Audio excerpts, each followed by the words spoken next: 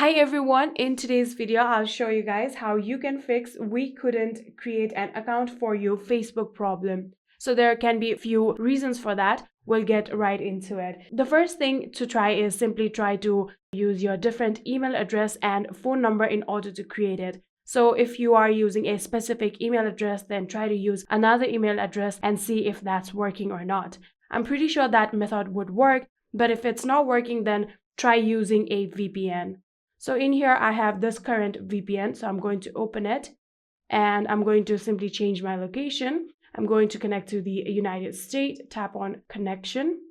And in here, I'm now connected. Now you can go back, open your Facebook, and then try to create your account and see if that's working or not. So even after changing your location, if it's still not working, then try to update your app. In order to update your app, get to the App Store. And from here, simply search for Facebook. So after searching for Facebook, here you can see, simply tap on it and then you can only see the open option because my Facebook is up to date. If your Facebook requires any kind of update, there will be the option of update. All you need to do is tap on it and then within few seconds, your Facebook will be up to date. And yeah, that is it. These were some few ways that you can try in order to fix your Facebook account not being created. And that is it.